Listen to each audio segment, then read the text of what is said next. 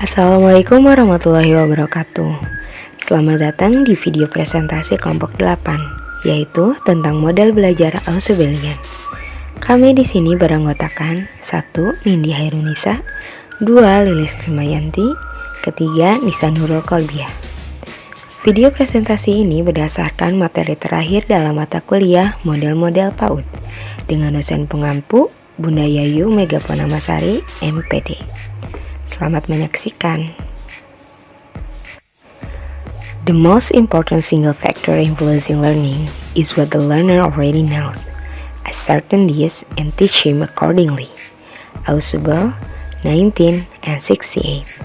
Artinya, faktor terpenting yang mempengaruhi belajar ialah apa yang telah diketahui siswa. Yakinilah hal ini dan ajarlah ia demikian. Pernyataan itulah yang menjadikan inti dari teori belajar Ausubelian. Namun, sebelum jauh membahas tentang teori ini, alangkah baiknya kita mengenal sedikit sejarah singkatnya. David Paulus Ausubel adalah seorang psikolog pendidikan asal New York. Teori yang terkenal dari Ausubel adalah teori belajar bermakna. Ia menjelaskan bahwa dalam diri seorang pelajar sudah ada organisasi dan kejelasan tentang pengetahuan di bidang subjek tertentu. Ia menyebut organisasi ini sebagai struktur kognitif dan percaya bahwa struktur ini menentukan kemampuan pelajar untuk menangani berbagai ide dan hubungan baru. Makna dapat muncul dari materi baru hanya bila materi itu terkait dengan struktur kognitif dari pembelajaran sebelumnya. Menurut Ausubel, belajar dapat dikelompokkan dalam dua dimensi. Dimensi yang pertama berhubungan dengan cara informasi atau materi yang disajikan pada siswa melalui penerimaan atau penemuan.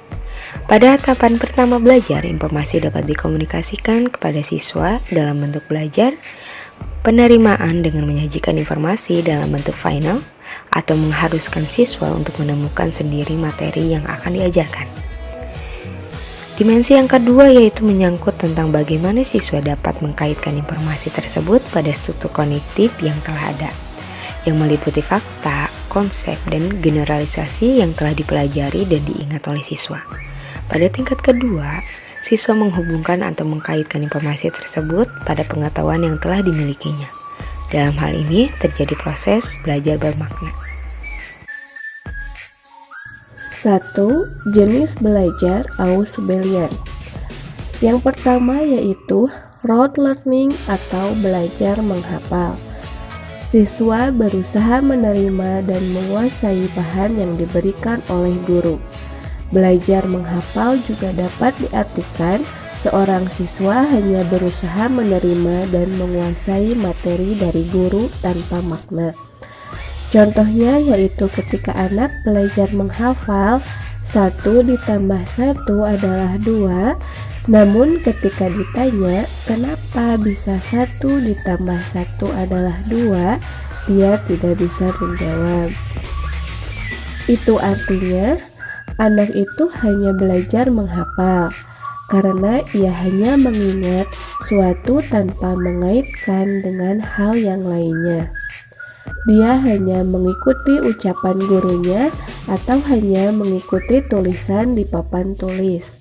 Kedua, yaitu meaning learning atau belajar bermakna, yaitu suatu proses belajar di mana informasi baru dihubungkan dengan struktur pengertian yang sudah dimiliki seseorang yang sedang belajar. Dalam kata lain, belajar bermakna adalah proses belajar yang menghubungkan informasi baru dengan informasi yang sudah dipelajari. Contoh dari belajar bermakna adalah ketika anak belajar jumlah dengan menghubungkan hal yang dapat ia ingat. Misalnya, pada mengenal angka, ajarilah konsep menghitung pada indranya. Seperti hidung 1 hanya ada 1 buah. Mata kita ada 2 buah, 1 mata kanan dan 1 lagi mata kiri. Jadi 1 mata kanan ditambah 1 mata kiri adalah 2 mata kita. 2. Prinsip belajar Ausubel. 1. Pengatur awal. Membantu siswa mengingat kembali pembelajaran sebelumnya. Hal ini merupakan upaya pendidik untuk memberikan pengetahuan baru kepada siswa. 2. Diferensiasi progresif, yaitu penyusunan konsep umum kepada konsep khusus. Guru mengajarkan konsep-konsep yang paling inklusif dahulu, kemudian konsep-konsep yang kurang inklusif, dan setelah itu baru mengajarkan hal-hal yang khusus. Contohnya, anak-anak berumur sekitar 2 tahun menyebut semua benda bergerak dan mempunyai 4 kaki dan ekor dengan sebutan kucing. Akan tetapi, sesudah itu baru mereka membedakan kucing, kuda, sapi, dan lain-lain. 3. Belajar superordinat, yaitu pengembangan dari konsep dasar.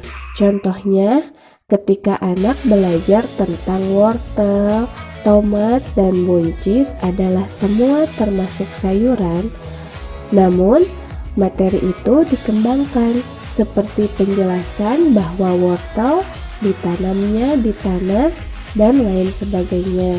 4. Penyesuaian integratif, yaitu siswa terkadang dihadapkan pada suatu kenyataan yang disebut pertentangan kognitif. Misalnya, buah merupakan nama konsep untuk suatu konsep gizi dan juga suatu konsep botani. Siswa itu akan bertanya bagaimana buah dapat mencakup keduanya, yaitu masuk ke dalam gizi dan juga masuk ke dalam botani.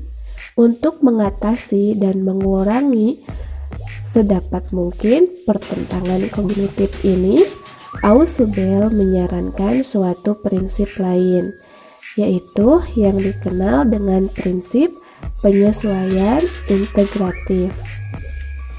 Langkah belajar Ausubelian.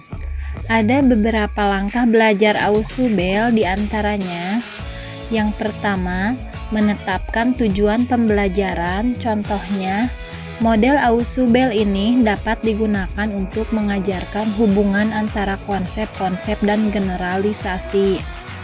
Yang kedua, mendiagnosis pengetahuan siswa. Efektivitas penggunaan model ini akan sangat tergantung pada sensitivitas guru terhadap latar belakang pengetahuan siswa yang dapat diukur melalui pretest, diskusi, atau pertanyaan. Yang ketiga, membuat struktur materi. Membuat struktur materi secara hierarkis merupakan salah satu pendukung untuk melakukan rekonsiliasi integratif dari teori Ausubelian. Yang keempat, memformulasikan advanced organizer. Dapat dilakukan dengan 2 cara, yaitu yang pertama, mengaitkan materi pembelajaran dengan pengetahuan siswa.